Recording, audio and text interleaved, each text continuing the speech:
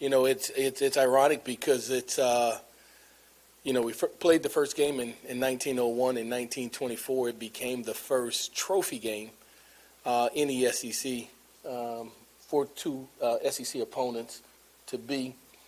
Certainly not that trophy. That one, the last 20 years and change have been in existence, and it's been hard-fought games, man. No matter what the records are, when you look at that trophy and just educating our team, the border war, so we had a little geography going on with our football team, a trivia, what's on top of Louisiana, what's to the left, what's to the right, what's next to that. So we had some fun with it, just so we're constantly educating our young people about what we do. But, I talked about this early in the week. We have a task in front of us that's going to require our very best. It always have, right, no matter what the outcome of the game. And in the last couple of years, we played well against this team, well enough to at least earn victory. But it's always a fight. We expect the same thing this week from a game, high-scoring Arkansas football team that usually gives us all that we can handle. We'll have to match their intensity. That's our intention. This week's preparation have been that of such. We showed them several years ago when they had not defeated us in some time, and they ran onto the field. At their place, we had the trophy, and they sprinted across the field with just extreme enthusiasm. And I remember some coaches who were just with us in our first year going like, wow, this means that much to them, huh? And going forward from that point, we matched their energy and wanting to hoist that trophy up in consecutive years. And so we recognize the battle for the Golden Boot. We understand our history of that game and what it means to our football team, and our preparation aligns with that from a mentality standpoint and what we're trying to get accomplished. And so we've had 2 really good days of practice on Tuesday and Wednesday. Today was a competitive practice, not as short as I would have liked it to be, but something we can certainly build on, something anxious to get upstairs and start watching this film on how we could continue to get better, just putting ourselves in tough scenarios, kind of what we talked about, the middle eight, what that looks like, and how do we better play in those situations, the red zone, the white zone, the blue zone, from the 12 all the way down to the 14, to the 13, all the way down to the 6, to the 5, and then from the 4 all the way in, we identify as red, white, and blue. And having plays and being creative and trying to find a way to get that ball in the end zone. It has to happen. It has to happen in this week. It's a non-negotiable for us. We have to score a touchdown. That is our charge. And since practice on Monday all the way until today, we've made that an emphasis. And so hopefully we're able to see the results of that this weekend. I think we will, because we've had some success in it throughout the duration of the week.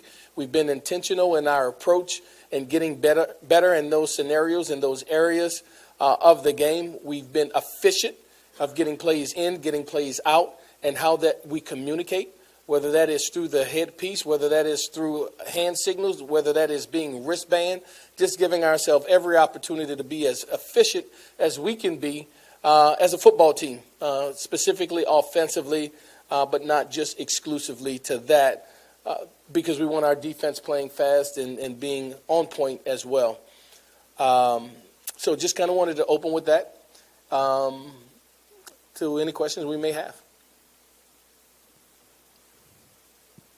Hey, Coach, so what has Whitweeks been able to do the past couple of days, and how has the ankle responded? Yeah, so injury report, availability. So from a Whitweek standpoint, he has participated in team events. He participated today as well. He has been on a pitch count, limited.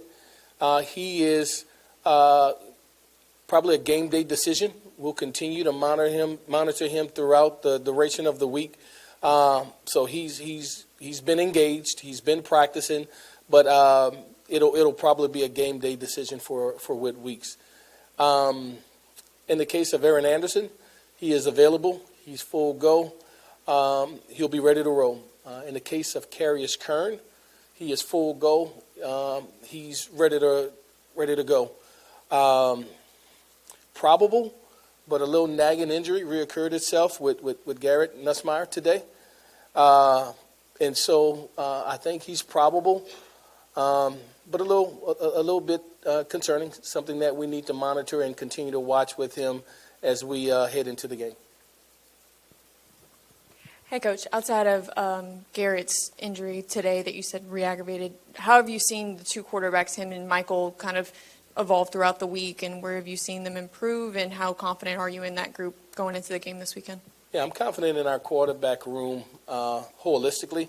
I think our approach and the things that we have prescribed for them fits their skill set and what we're doing. And I think that both of those guys have embraced it.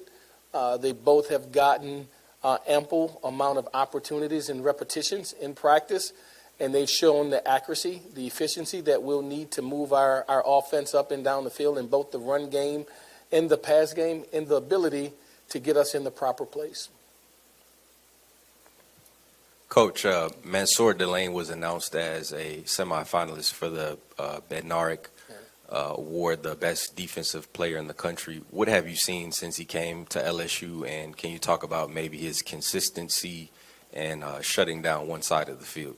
Yeah, I think he's a very talented young man who understands the task at hand. He is serious about his craft. He understands and has a desire to get to a certain place. His style of play represents that. He came here to improve his draft status. He came here to pursue an opportunity to get into the playoffs. And he has positioned himself in doing the things that are necessary to be able to do so. He practices extremely hard, and it reflects that when he's on the game field. So proud of him, of what he has done. Anxious to see him continue to do it in these next three outings. Frank, with it being so late in the week, what can you guys do from an evaluation standpoint with Garrett to ensure that he could be ready to play Saturday morning? Yeah, we got to monitor him. We have to nurture him. We have to care for him to allow him to be at his very best on Saturday. Our doctors, our trainers have been are all on top of that to do the things necessary to allow him to have some pain tolerance and give him the things necessary to have relief.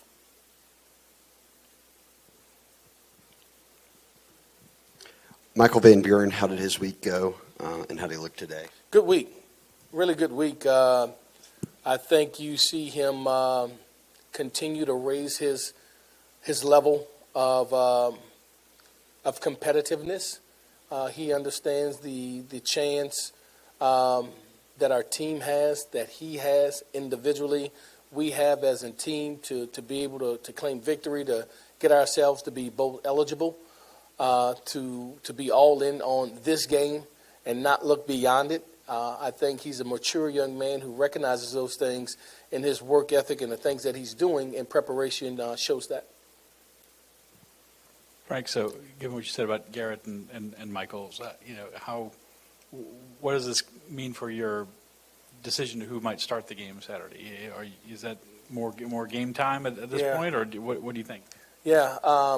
So today's practice, Garrett was the starter. Has been all week. We'll continue to monitor his situation to see how he is. If we have to start Michael, if it got down to that, we feel that he's fully capable of doing so. But as of today, Garrett will be the starter going into the game, and we'll monitor his progress as we move forward. I apologize if you already been asked this question this week, but just how have you seen your team just respond, their attitude and their energy, despite the adversity they've faced so far this season? Yeah, I think for us, it's a matter of standing in front of them. Our short-term goals for that day, for that week. What's important now, focusing on it, giving clear indication of this is where we're at, these are the things we need to do, how do we correct those behaviors and all that we do, and how will that affect us or carry over into Saturday's game? I think we're living in that moment. I think our team is preparing the right way. I think that their mindset is one that is purpose-driven, where their desire to be at their very best that day, this weekend, culminates on Saturday. And I think we'll play, if you had to ask me, I think we'll play our best football on Saturday.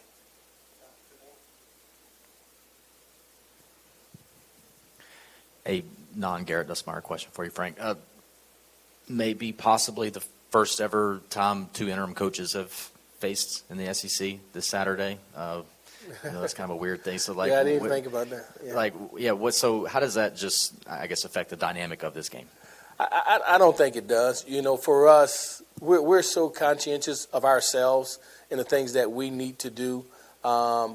We have to take care of our business. We have to make sure that we're attention to detail. We have to make sure that we're focused on the task at hand. And so many times, and in particular this week, they're nameless, they're faceless, the coaches, the players, the opponent.